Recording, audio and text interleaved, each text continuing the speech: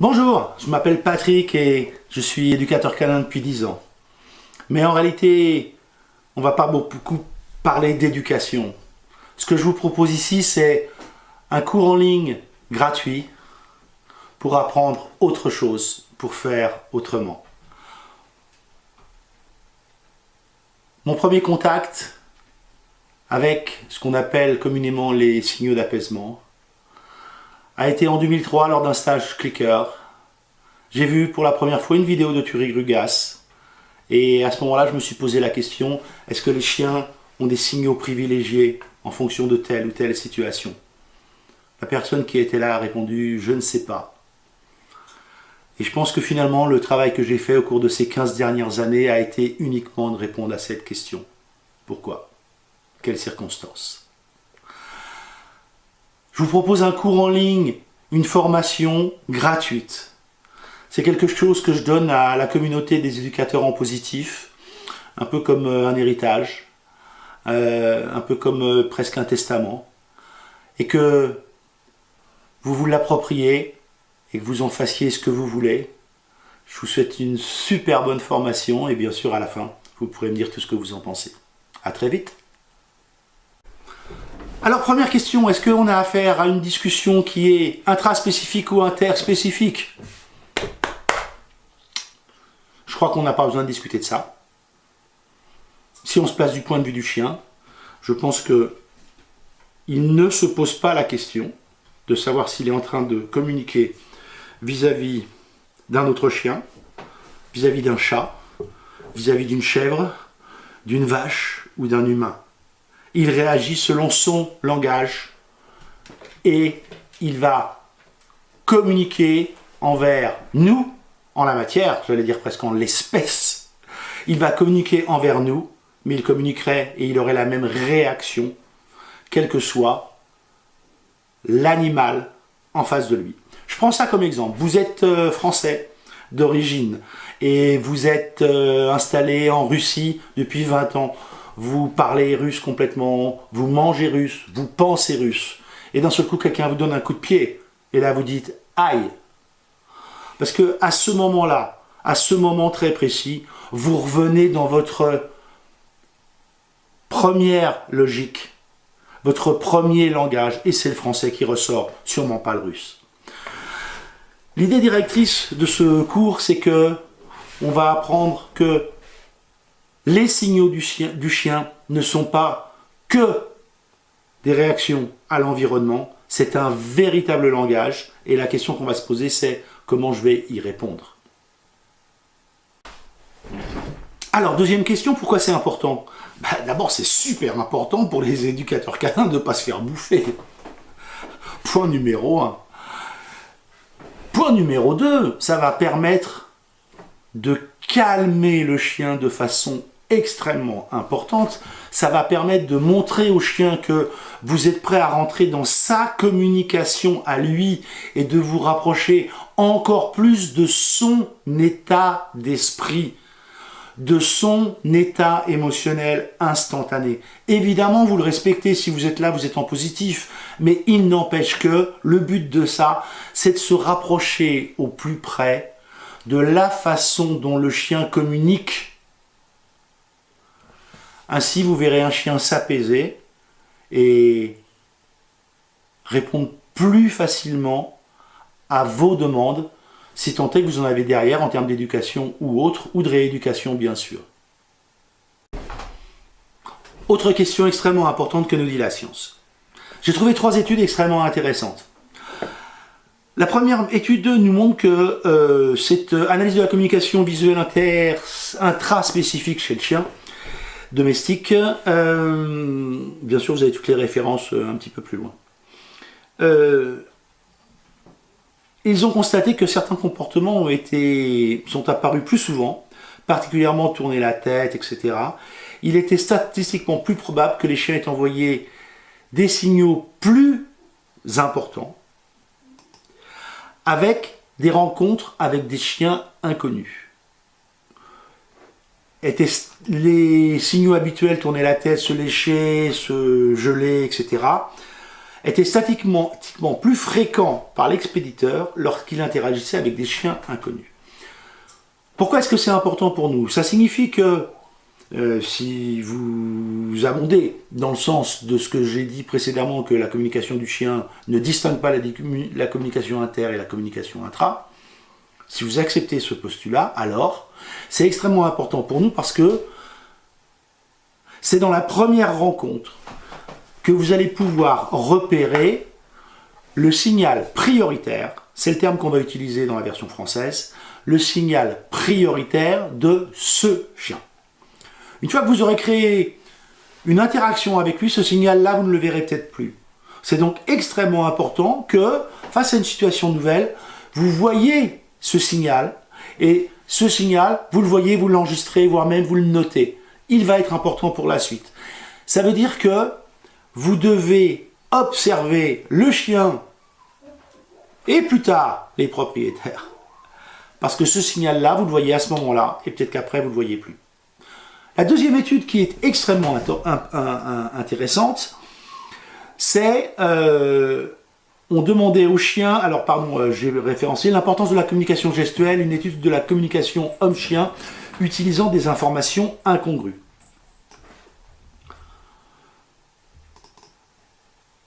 Ils ont fait des tests, donc je lis les choses, c'est encore le plus simple. Les résultats ont montré que les chiens suivaient les gestes nettement mieux que les mots lorsque ces deux types d'informations étaient utilisés séparément.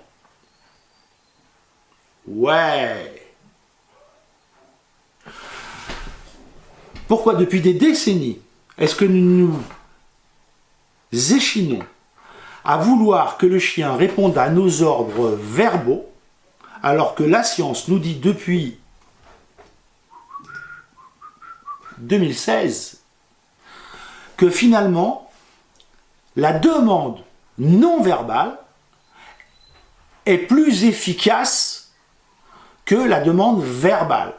Cela remet en cause un paquet de théories, bien sûr tous les gens qui crient, etc., sur le chien, mais aussi et surtout la capacité que nous avons à nous mettre au niveau du chien pour lui apprendre des choses qui sont bénéfiques pour nous, je vous le rappelle. Pas forcément pour lui. Donc c'est extrêmement intéressant, car cela avance bien sur le fait que la communication non verbale est une communication prioritaire pour le chien et qu'il répond mieux aux demandes si on n'utilise pas la voix, et c'est tout ce qu'on va faire dans ce cours. La troisième étude que j'ai trouvée, c'est différence entre races de chiens dans la communication visuelle avec les humains. Ce sont des Japonais qui ont travaillé là-dessus, ça date de 2016. Ils ont constaté qu'il fallait plus de temps aux races anciennes pour établir un contact visuel avec les humains et qu'elles regardaient les humains pendant des périodes plus courtes que tout autre groupe de races. Ça nous dit quoi? Ça nous dit que les races, entre guillemets, les moins domestiquées, qui sont plus primaires, ont encore fortement cette capacité à utiliser le non-verbal. Parce que là, l'humain cherchait une interaction visuelle. Mais peut-être que pour apaiser les gens, les chiens refusaient justement ce contact visuel qui est pour la majeure partie des chiens extrêmement oppressant. C'est intéressant parce que nous verrons ensuite que les races anciennes sont particulièrement privilégiées au body language et au talk to me. C'est tout pour la partie que nous dit la science. Dernière question pour cette partie introduction, comment j'ai appris tout ça. Alors, comme je vous l'ai dit, après un stage de clicker training, je me suis retrouvé avec plein de questions. Et à l'époque, mon épouse et moi avions un élevage de bergers australiens, Born in Rosebud aussi. Et pendant 15 ans, nous avons élevé des bergers australiens. Et à ce moment-là, nous avions bien sûr des bébés. Et je m'installais devant le parc des bébés. À l'époque, j'étais fumeur. Et je prenais mon café, mes cigarettes, et je regardais. Comment la mère apprend à ses chiots à avoir les codes canins. Comment elle crée les circonstances, comment elle réagit, comment elle interagit. Et c'est là où je me suis installé là et que j'observais. Ensuite, quand je suis devenu éducateur canin professionnel, évidemment, j'ai mis ça à profit. Et aujourd'hui, c'est une partie complètement naturelle de mon travail. Une propriétaire qui était venue en stage m'avait vu communiquer avec les chiens. Et un jour, j'ai fait un warm-up sur le talk pour voir comment d'autres chiens en dehors des miens pouvaient réagir à ce genre de choses et la façon dont je travaillais. Et j'avais déjà mis en place le talk to me en fait depuis 7 ou 8 ans. Pour pas dire 10 ans. Et en fait, quand elle m'a vu faire certaines choses, elle a dit « Mais tu fais ça exprès ? Je croyais que c'était un tic que tu avais. » Ceci parce que je le faisais de façon tellement naturelle qu'elle se dit « C'est pas possible qu'il l'ait fait exprès. » Et bien sûr que si, je l'ai fait exprès. Mais c'est devenu tellement une partie de mon job que je le fais presque sans réfléchir. Je le fais presque naturellement alors que je l'ai appris. Finalement, qu'est-ce qui s'est passé au début? J'ai observé. Ensuite, j'ai pratiqué. Et maintenant, il est temps de transmettre. Et ceci est la dernière partie de ces vidéos d'introduction. On va passer sur le terrain et on va s'amuser un petit peu plus. Bienvenue sur le terrain du centre d'activité Doggy Coach. Les deux positions très importantes à comprendre immédiatement sont la posture d'autorité et la posture d'accueil. En fonction de la position de votre corps, vous n'allez pas indiquer la même chose au chien qui est en face de vous. C'est donc extrêmement important que vous ayez les deux positions à l'esprit et que vous sachiez à tout moment à quelle incidence a la position de votre corps par rapport au chien qui est en face de vous. Posture d'autorité, posture d'accueil. Vous pouvez vérifier l'impact de ces deux positions immédiatement. Si votre chien est dans votre salon et que vous êtes dans le salon devant l'ordinateur, vous avez juste à vous lever, vous faites un tout petit bruit avec la bouche et vous vous baissez. Et vous allez voir le chien qui va arriver vers vous. Vous n'aurez strictement rien dit et pourtant le chien va se rapprocher de vous. Ces deux positions sont extrêmement importantes. Je vais vous montrer maintenant une vidéo, un petit bout de vidéo lors d'un stage ici sur les chiens phobiques et réactifs. La chienne que vous allez voir était une chienne qui était une phobique agressive. Les cas les plus dangereux avec ces chiens qui basculent d'une seconde à l'autre entre je me barre à l'autre bout du monde et j'agresse celui qui est rentré dans mon environnement.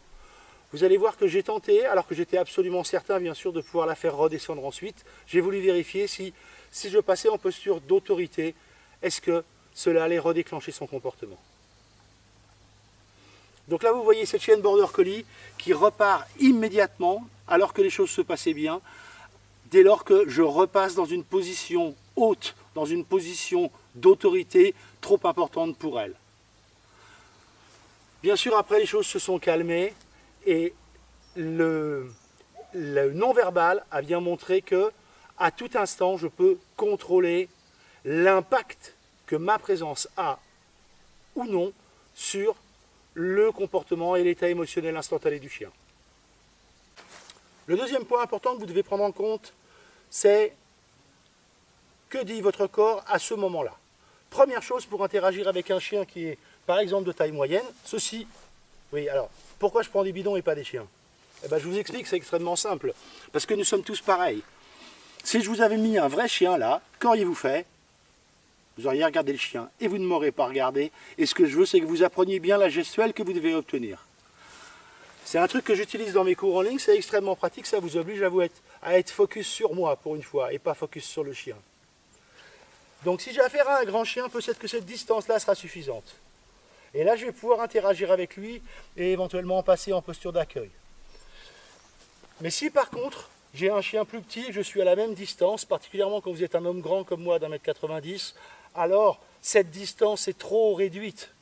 Alors je dois prendre un petit peu de distance pour permettre au chien d'être à l'aise et d'exprimer ses émotions et de ne pas se sentir agressé par ma présence. Malheureusement, il existe des cas où vous ne pouvez pas, pour X raisons, avoir plus de distance, ou que vous pensez que ce n'est pas intéressant pour ce que vous voulez faire d'avoir plus de distance. À ce moment-là, vous devez penser à vos épaules. Le fait de faire pivoter vos épaules d'un côté ou de l'autre va atténuer la position d'agression que le chien peut ressentir. Pourquoi? Parce que quand les chiens communiquent ainsi, c'est une forme d'agression. On ne communique pas face à face quand on est un chien. Quand on est un chien, on fonctionne en contournement. Et le fait que vous pivotiez vos épaules sur le côté va indiquer à ce chien que vous n'avez pas d'intention belliqueuse. Vous êtes bienveillant et vous êtes dans une logique qui va permettre de collaborer plutôt que de s'agresser. Donc si vous ne pouvez pas reculer pour une raison X ou Y, n'hésitez pas à utiliser vos épaules. C'est particulièrement utile quand vous êtes en face de chiens stressés, peureux, où vous avez besoin de créer le contact très rapidement. Vos épaules seront un grand allié et vont vous permettre de créer beaucoup plus vite une bonne connexion. Troisième point important, la tête. Vous ne devez pas être trop raide au niveau de la tête et particulièrement au niveau de la nuque. Pourquoi? Parce que sinon vous allez très vite vous retrouver dans une position comme celle-ci. Vous devez donc être relativement souple au niveau du cou.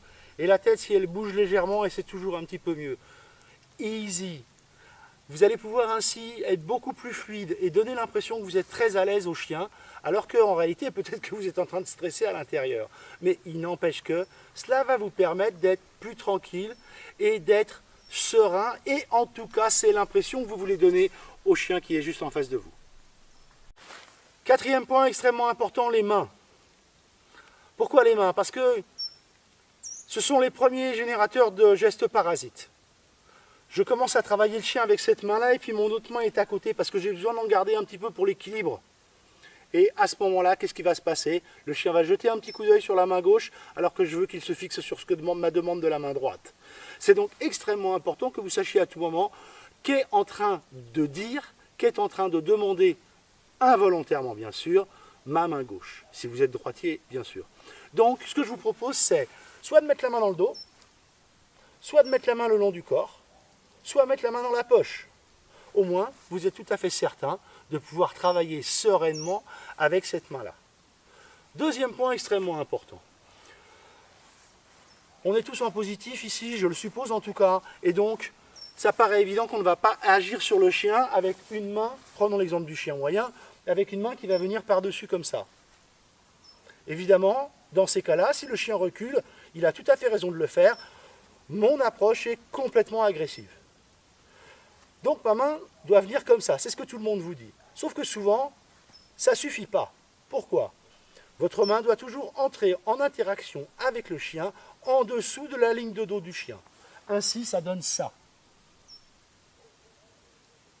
Le chien ne se sent pas agressé parce que ma main arrive par-dessous, en dessous de sa ligne de dos. Alors évidemment, j'ai pris l'exemple du chien médium, mais si le chien est encore plus petit, alors il va falloir venir de loin et me rapprocher tout doucement, ou mieux le laisser venir. Mais il est parfois nécessaire que je me rapproche en le calmant. Et qu'est-ce qui va se passer? J'ai besoin que ma main soit toujours en contact, en approche vers lui, en dessous de la ligne de dos du chien. Cinquième point, extrêmement important, le regard. Alors, je retire la casquette, je retire les lunettes. Peut-être que vous me regardez dans les yeux là maintenant, et très sincèrement, si j'étais un chien, je trouverais ça extrêmement agressif. La majeure partie des chiens avec lesquels on va travailler, ce sont des chiens qui n'aiment pas qu'on les regarde dans les yeux parce que dans une communication chien-chien, et comme je le prétends, une communication avec toutes les autres espèces, alors ceci est une approche agressive. Ce que je vous propose pour régler ça, c'est de fixer votre regard sur la pointe de l'épaule du chien. Qu'est-ce qui va se passer? Vous allez pouvoir fixer le regard sur ce point et vous allez quand même pouvoir voir ce que je suis en train de faire, si tant est que je fais quelque chose.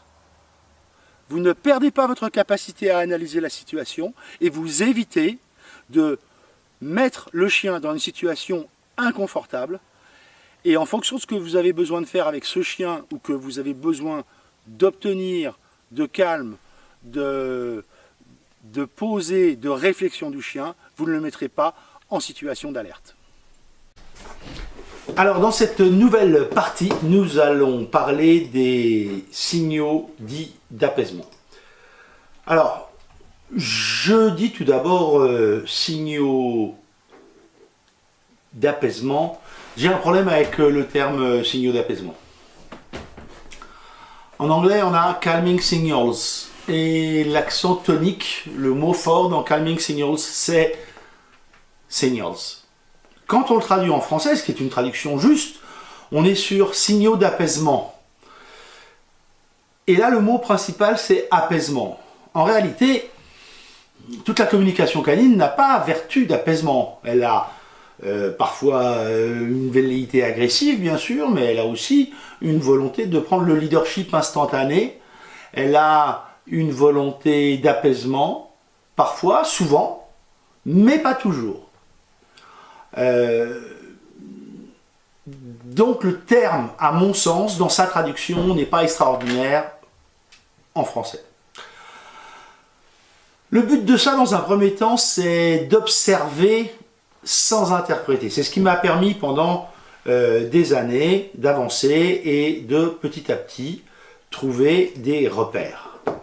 Souvent, c'est la surprise qui permet de bien voir l'apparition des signaux inconscients. Je classe les signaux du chien entre les signaux inconscients et les signaux conscients. La différence est celle-ci. Inconscient, le chien n'est pas conscient du fait que il a par exemple la queue sous le ventre ou qu'il est en train de lever la patte. Mais ça ne veut pas dire que ce n'est pas un outil de communication. En effet, le chien qui est en face, ou l'humain, puisque là on va parler d'une communication humain-chien très rapidement, voit ce signal. Le fait que celui-ci soit inconscient de la part du chien ne veut pas dire que celui-ci n'est pas perçu par l'autre. Prenons un exemple tout simple. Avec ceci, vous avez dû reculer parce que vous avez été surpris. Il n'empêche que si nous étions en face à face et qu'il n'y avait pas la caméra entre nous, j'aurais vu ce recul et j'aurais vu l'inconfort que j'ai créé. Comprenons-nous bien, le signal inconscient reste, quoi qu'il en soit, un signal que nous pouvons percevoir et interpréter. Interpréter la plupart du temps comme étant un signe d'inquiétude, de stress, micro-stress, stress important, etc. Mais il n'empêche que signal que nous pouvons interpréter. Et la surprise, elle permet souvent de voir l'apparition des signaux inconscients.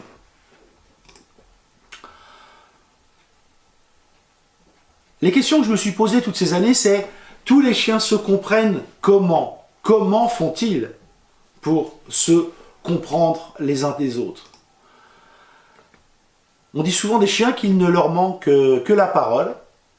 Et la question que je me pose, c'est et si c'était à nous qu'il ne manquait que le silence? Je suis un grand adepte du non-verbal et vous allez voir à quel point cet outil est hyper efficace.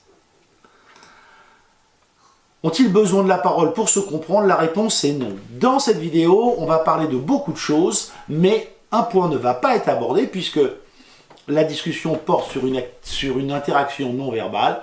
Elle ne va pas porter sur les aboiements, les cris, les petits râles, ponctuellement sur les grognements, mais la plupart du temps, elles ne vont pas être... Je ne vais pas être intéressé par la partie sonore, dirons-nous, de la communication. Patte avant, levée à l'avant et à l'arrière. Chaque chien a son signal privilégié. Face à une situation compliquée, chaque chien va générer son propre signal, la plupart du temps inconscient. Et c'est celui-ci qui va nous servir par la suite. Les signaux de communication sont successifs et simultanés. Là, on va découper comme s'ils étaient tous clairement séparés les uns des autres. Dans la réalité, ils ne le sont pas et ils peuvent être successifs, les uns juste derrière les autres, mais aussi simultanés. Là, en la matière, sur celui-ci, on a et les oreilles dressées et la gueule ouverte.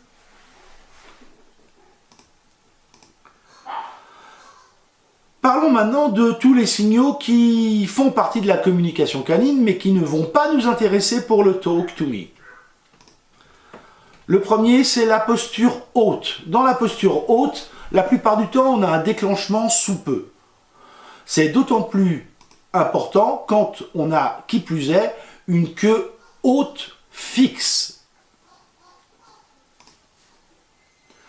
La queue sous le corps montre une peur extrême et c'est elle qui va nous donner la plupart du temps une indication sur non seulement le stress, mais aussi l'intensité du stress ressenti par le chien.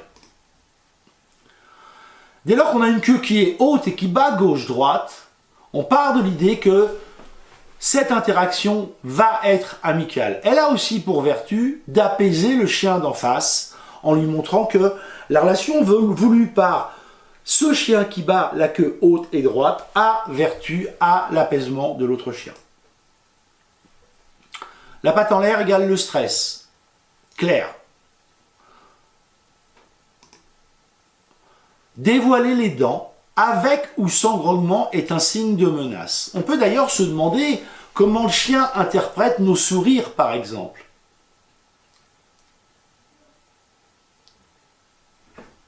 Dans la communication humain-humain, le sourire est amical. Pour autant, il n'est pas dit, et à mon sens pas du tout, que sourire à un chien soit amical ou qu'en tout cas, ils le perçoivent comme tel. Fixer de face, c'est l'étonnement. Vous verrez dans les parties qui vont venir, et quand vous travaillerez directement selon mes conseils avec le chien, vous verrez apparaître l'étonnement dans le regard de votre chien, et ça, vous allez voir cette expression. Les oreilles en arrière sont l'inquiétude. On les voit dans la plupart des chiens, pour peu que, évidemment, il n'ait pas des oreilles basses tombantes. Renifler au sol est un signal d'apaisement. Je t'invite à faire quelque chose qui soit autre chose que d'interagir là tout de suite maintenant. Je ne suis pas très à l'aise avec cette interaction et je préférerais qu'on fasse un peu pause. C'est l'objet du renifler au sol. Se mettre sur le dos est un signe d'apaisement fort. Ça peut être aussi le plaisir attendu d'avoir un grattage sur le ventre pour beaucoup de chiens. Dans l'interaction humain-chien, ne nous y trompons pas non plus.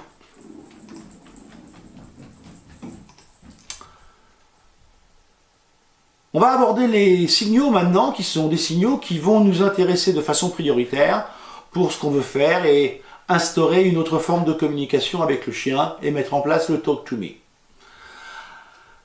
Première chose, détourner la tête. Détourner la tête, c'est soit tu es trop près, soit tu viens trop vite, soit, dans tous les cas, c'est je ne suis pas à l'aise avec cette interaction pour le moment. Sortir la langue, juste un petit peu comme ça, ceci envoie un signal de stress. Ce signal-là est la plupart du temps inconscient également. La langue jusqu'à la truffe est un signal auto-apaisant, c'est-à-dire que le chien se dit « non, mais ça va bien se passer ». Et on va avoir ceci. « Non, mais ça va bien se passer ». C'est la même chose. Ici, qui est vu de dessous, on voit que la langue sort vraiment beaucoup. Le léchage de truffe de côté, de mon expérience, est là à vertu d'apaiser l'autre. C'est pour calmer le chien qui est en face ou, comme je le pense, l'autre espèce qui est en face. Cligner des yeux est aussi un signal d'apaisement. Baisser la tête. Ceci suffit la plupart du temps à faire comprendre à l'autre, encore une fois, que je suis dans une situation d'inconfort. Le bâillement est souvent utilisé pour, là encore, apaiser la situation et de rechercher une solution qui ne soit pas vindicative. Les bâillements sont assez régulièrement, quand ils ne sont pas simultanés, ils sont très proches dans la réponse l'un de l'autre. Là, on voit sur cette photo que on a en plus tourné le dos. Quand je disais que les signaux sont simultanés, là, la chaîne en question bâille et s'est mise à l'opposé par rapport à Motley qui est ici. Après, attention, parfois le bâillement est juste de la fatigue. C'est particulièrement facile à voir chez les jeunes chiens, par exemple. On a aussi regardé au loin. Regarder au loin, c'est là encore faire comme si j'étais occupé par autre chose que par l'interaction qui nous occupe dans l'immédiat. Ensuite, on a fermé les yeux. 1 seconde, 2 secondes. Volontairement, je coupe l'interaction. Et on a le froncement des sourcils, qui est plus difficile sans cligner les yeux pour nous humains. Les chiens font ça très bien et envoient un signal d'inquiétude, encore une fois. Donc maintenant, on va résumer les 10 outils qui sont ceux qui vont nous servir majoritairement pour mettre en place le Talk to Me. On a donc tourner la tête, sortir la langue, langue sur le nez, langue sur le côté, baisser la tête, bâiller, regarder au loin, fermer les yeux, froncer les sourcils. Ces outils vont nous servir dans la vidéo suivante et vous allez comprendre pourquoi.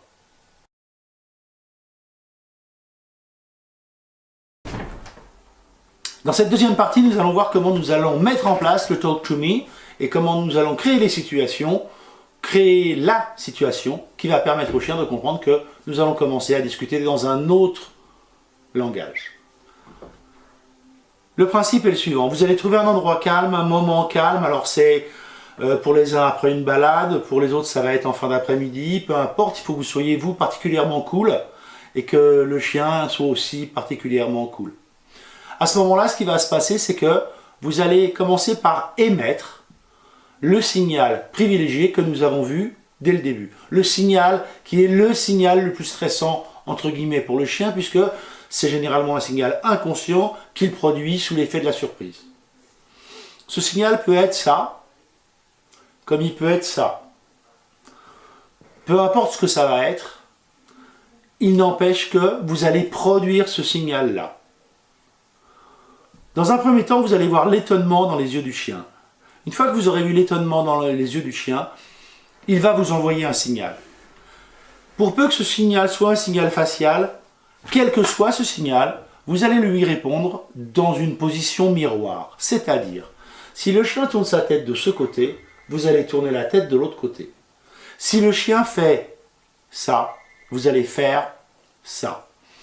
Ainsi, vous allez être toujours en miroir dans la réponse. Ce qu'on veut dans un premier temps, dans cette première phase, c'est créer les conditions pour que le chien apprenne à communiquer avec vous, comme il communique, pour être clair, avec ses congénères. L'idée est la suivante.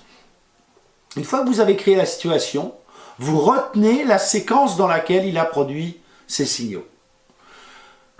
Un endroit calme, un moment calme, et il est possible que votre chien se sente agressé par cette forme de communication. C'est arrivé fréquemment. Ainsi, vous allez avoir un chien qui va vraiment vouloir se détourner complètement. Dans ces cas-là, ce que vous allez faire, c'est que vous allez juste attendre sereinement, tranquillement, et à un moment, il va revenir interagir avec vous. Après ce micro-stress que vous aurez créé, assurément, il va vous proposer un signal d'apaisement. Ce signal, comme je l'ai expliqué, vous le répétez en miroir. Dans la phase 1, on n'a pas d'autre but que ça. Il faut déjà obtenir bien cette phase 1 pour pouvoir passer à la suite et aller bien plus loin.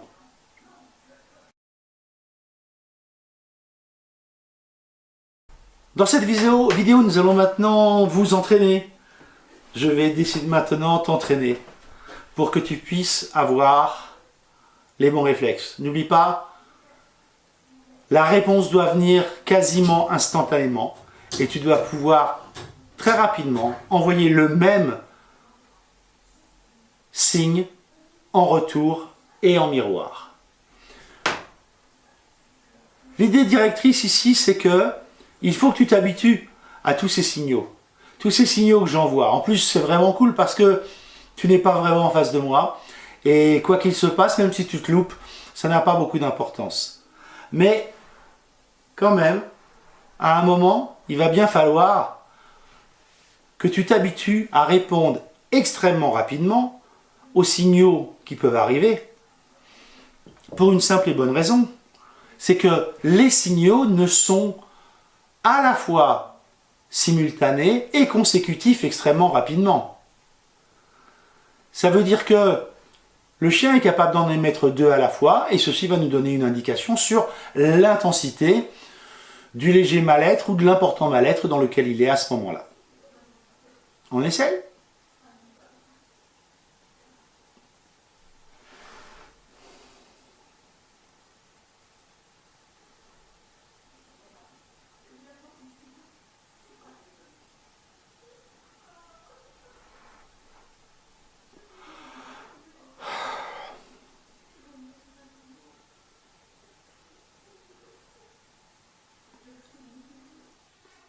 L'idée est que tu crées la bonne situation et maintenant tu envoies les signaux. Tu n'attends rien d'autre que ça. Et tu vois quand le chien répond. On parle uniquement là des signaux faciaux. Néanmoins, il y a un moment où tu peux quand même créer une connexion supplémentaire avec le chien. C'est le moment où il a la patte en l'air. Et si tu veux bien essayer dès que tu en auras l'occasion, tu vas expirer au même moment que le chien pose la patte au sol.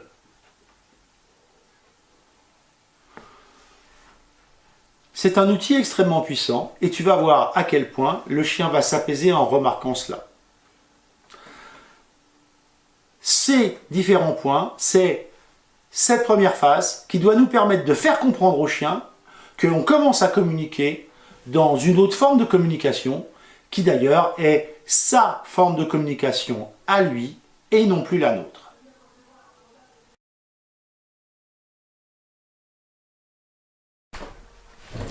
Dans cette vidéo, on va s'entraîner avec des images de chiens. Je te rappelle que tu as moins d'une seconde pour répondre à la demande d'interaction ou de répondre au signal que tu vois. Il faut donc que tu sois particulièrement rapide. En fait, le secret, il est assez simple. Il ne faut pas réfléchir. Si tu réfléchis trop sur le pourquoi du comment, du peut-être et du éventuellement au cas où, alors ça ne va pas marcher. Le but, c'est que tu réagisses quasi instantanément en miroir dès que tu vois le signal. On essaie tout de suite.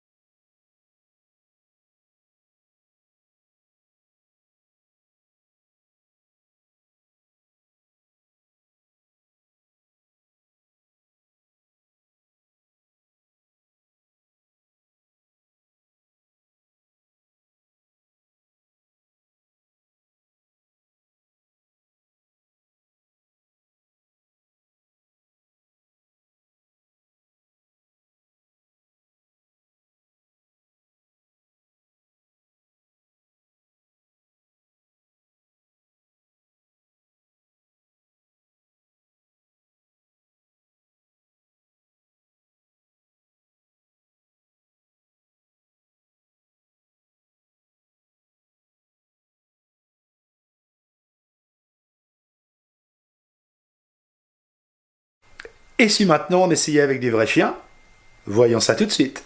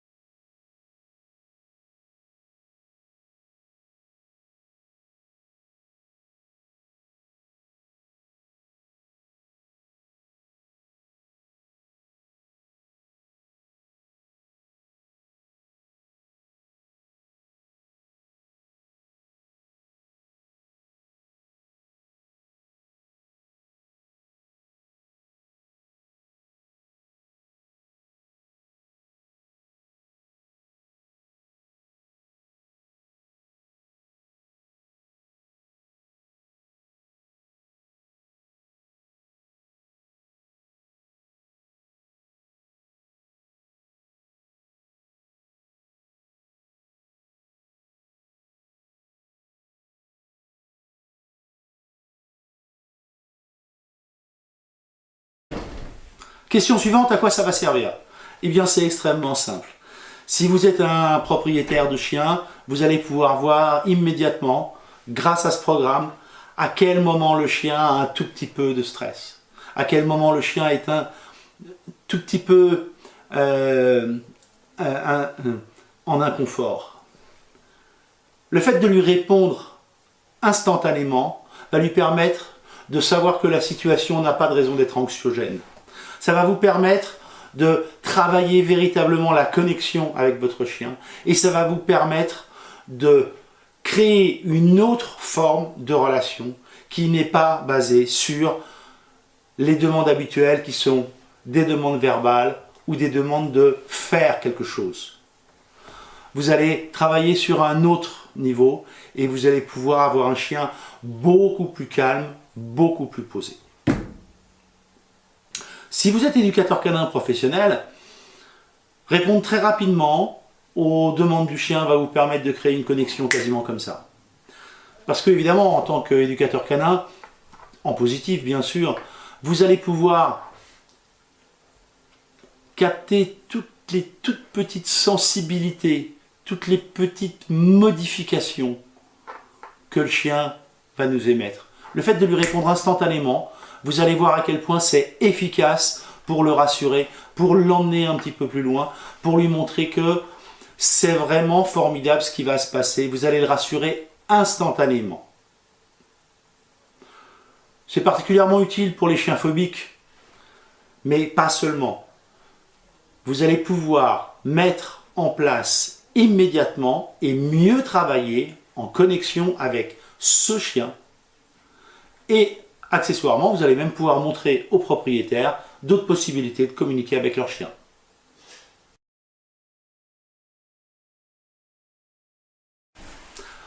Donc, comment pratiquer? Point numéro 1, vous devez prendre le moment d'un endroit calme, avec un chien qui ne soit pas évidemment hyper excité. Ça veut dire que c'est mieux si vous rentrez de balade, c'est mieux si vous avez fait déjà des choses avec lui auparavant.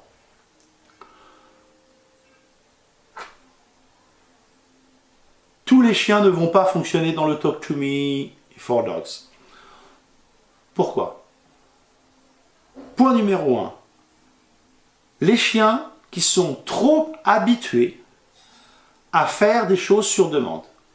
Les chiens qui ont un très gros niveau d'obéissance. C'est-à-dire qu'ils sont habitués à faire en fonction de ce que vous demandez. Et comme dans ce programme, on ne demande pas aux chiens de faire quelque chose de précis, c'est perturbant pour eux. J'ai le sentiment que c'est aussi extrêmement perturbant pour les chiens qui ont appris au clicker, voire même particulièrement ceux à qui on apprend quasi exclusivement en shopping. Parce que ceux-là sont habitués à produire un comportement. Et là, ce qu'on veut, c'est pas qu'ils produisent un comportement. Au contraire, ce qu'on veut, c'est qu'ils montrent leurs émotions. C'est donc complètement différent comme approche. Et ceux-là vont être plus concentrés sur le mouvement de votre main ou autre. Et ils vont être dans la proposition parce que c'est ce qu'on leur a appris auparavant. Les races plus anciennes, les jeunes chiens, sont beaucoup plus aptes à réagir au Talk to Me. Pour autant, ça ne veut pas dire que l'essai que vous allez faire maintenant ne va pas fonctionner. Il peut très bien fonctionner dans 2 jours ou dans 3 jours. Les séances doivent être courtes, voire extrêmement courtes, c'est-à-dire 10 minutes max. Parfois, vous aurez une super bonne interaction, elle va durer 3 minutes et ça suffit. Et vous arrêtez là. Qu'est-ce qui va se passer ensuite dans la tête du chien? Une fois que le chien aura compris que vous communiquez dans ce mode de communication-là, il va rechercher plus souvent à ce que vous le rassuriez. Il va rechercher que cette relation aille plus loin. Ça veut dire que vous allez vous retrouver quasiment instantanément avec un chien qui vous regarde beaucoup plus. Un chien qui, quand il a une hésitation, se tourne vers vous pour savoir que dois-je faire maintenant? Est-ce que la situation est safe? C'est bon? C'est pas bon? Ça va vous permettre d'avoir véritablement une autre forme de communication et bien sûr de pouvoir le rassurer instantanément.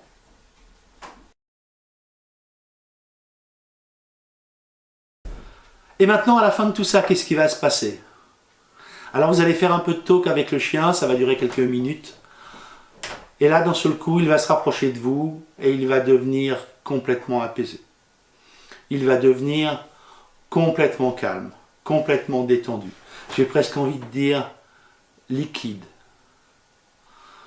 Et il s'affaisse complètement et il est complètement détendu. La plupart des chiens vont venir se coller à vous juste avant cela.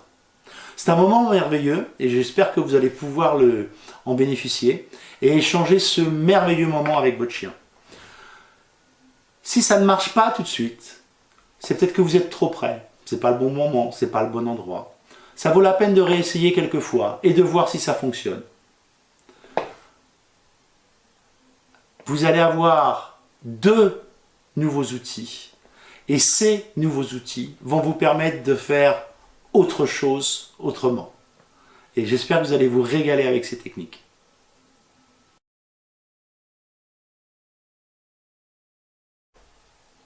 Merci d'avoir regardé tout ce cours en ligne. Merci d'avoir regardé ce cadeau que j'offre à la communauté des éducateurs en positif. Je ne sais pas bien où cette aventure va nous mener, mais j'ai bon espoir qu'elle crée une nouvelle proposition et que peut-être cette proposition amènera d'autres nouvelles choses dans les mois, les semaines à venir.